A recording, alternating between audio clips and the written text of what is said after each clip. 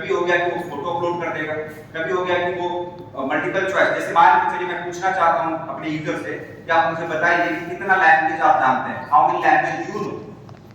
तो हम कैसे लेंगे उस टाइप में? एक बंदा एक लैंग्वेज भी जान सकता है, हो सकता है कोई कि 2 लैंग्वेज जानता है, हो सकता है कि कोई मल्टीपल लैंग्वेज भी जानता है। तो हम उसको क्या देंगे? उसको ऑप्शन देंगे कि how many language you know, Hindi check box, English check box, Urdu check box, Tamil check box, Telugu check box. तो अगर जो हिंदी इंग्लिश जानता है वो दोनों में चेक करे तो मुझे इनपुट मिल जाएगा ये बंदा हिंदी और इंग्लिश जानता है। तो ये एक तरह का क्या है? इनपुट कंट्रोल है, यानी हम मैनिपुलेट करते हैं उसको कि तुम कैसे इनपुट मुझे दोगे, जैसे मैं बोल दूंगा वैसे।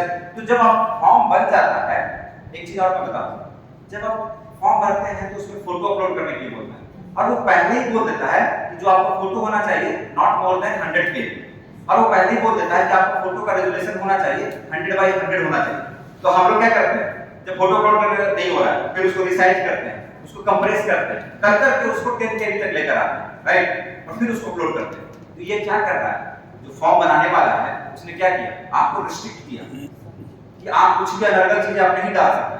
तो form is a medium to take input from the users विथ 100% वैलिडेशन एंड कंट्रोल, ठीक है। यानी कि हम अगर वेब डेवलपर हैं ना तो हमारा क्लाइंट बोलेगा कि सर मेरा जो जर्नी है, मेरा जो प्रोडक्ट है वो इस तरह से काम करता है, तो आप हमारे जो फॉर्म बनाएंगे वो इस पैरामीटर पे बनाएंगे, ठीक है। तो जो मेरा क्लाइंट बोलेगा हम उसी पैरामीटर पे हम फॉर्म को सेट करेंगे, ठीक है। तो कैसे सेट करेंगे? HTML में हमारे पास बहुत सारी चीजें है, हम उसको यूज करेंगे सर्टेन वैल्यू पे और वो फॉर्म हमें उसी तरह के यूजर लेने में इनपुट लेने में हेल्प करेगा, समझे। तो अब देखिए यहाँ पे क्या है, name, mobile number, email ID, password. तो मुझे बताइए कोई नेम अगर एंट्री कर रहा है, नेम में अब अगर कोई सिर्फ स्पेशल कैरेक्टर या फिर मोबाइल में कोई ABCD डाल दे कैसा लगेगा आपको? नेम में कोई ABCD अगर डाल देगा तो कैसा लगेगा?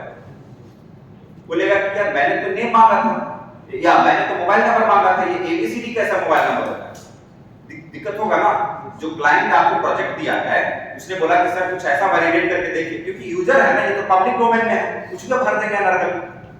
कितने लोगों को मैं बैठ समझाएं, इवन मैं लिख भी दूंगा ना यहाँ पे कि please inter only mobile number not others, फिर भी आप जानते हैं डाक घर में चले जाइए, बैंक में चले जाइए, वहां पे कोने पे लिखा हुआ रहता प्लीज यहाँ नाम थूके, फिर भी लोग वही थूकेगा।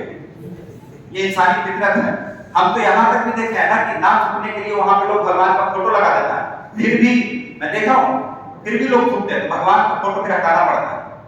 तो हम इंसान को अपनी चीजों को करने से नहीं रोक सकते। हम इंसान को कैसे रोक सकते हैं?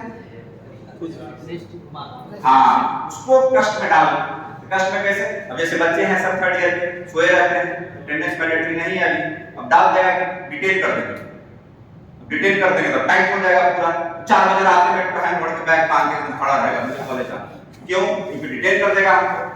अगर नॉर्मल है, लिबरल है, चीजें इधर उधर से चल रही है, हां ठीक है देख लेंगे बिहार में, आओ ना बिहार में। तो ये सारी चीजें कंप्यूटर साइंस ठीक करने के लिए यूज किया जाता है। यानी कि अगर एक गार्ड को यहाँ लगा देंगे, एक गार्ड भाई साहब को लगा देंगे, 20,000 रुपया देंगे कि भैया किसी भी अनवांटेड आदमी को नहीं आने दीजिएगा, या 10 मिनट देर, तो इस ईमेल आईडी को हम रिस्ट्रिक्ट करेंगे। Whenever we will say email, so only it will take email. और एक्चुअली इसके बहुत सारे लेयर होते हैं। This is what kind of the language we are going to write right now. कौन सा लैंग्वेज में हम लोग अभी काम कर रहे हैं? क्लाइंट साइड स्क्रिप्टिंग लैंग्वेज में।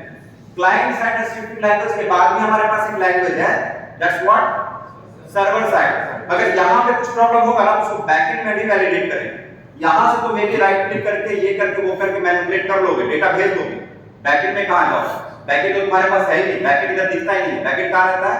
सर्वर पे। तो 2 3 4 लेयर हैं इसके वेरिफिकेशन के। This is the first layer. Form क्या है? एक फर्स्ट लेयर है वेरिफिकेशन, ठीक है। चलिए अब फॉर्म बनाते हैं। तो लेबल समझ में आया, इनपुट कंट्रोल समझ में आया। ये जो बॉक्स है ये आपको कौन सा टैग से बनेगा? इनपुट टैग से बनेगा। कौन सा टैग से?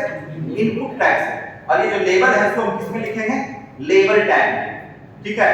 और जो पूरा ओवरऑल होगा वो किस में आएगा? फॉर्म में। तो चलिए कैसे बनाएंगे उसको देखते हैं। तो सबसे पहले हमने फॉर्म ओपन कर दिया, लेबल समझ में आया, इनपुट समझ में आया, इनपुट कंट्रोल समझ में आया, ठीक है। तो सबसे पहले हम लिखेंगे लेवल। इसमें क्या लिखें बताइए? नेम, ठीक है।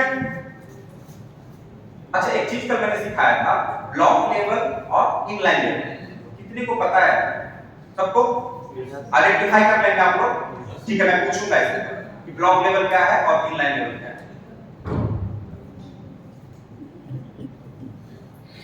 तो लेवल हमने दे दिया नेम, अब इसके नीचे जस्ट क्या होगा? Input control. तो कौन सा इनपुट कंट्रोल होगा? तो एक टैग यूज करूंगा इनपुट, ये टैग हो गया, दिस इज द टैग। इसके अंदर एक एट्रिब्यूट यूज करेंगे टाइप।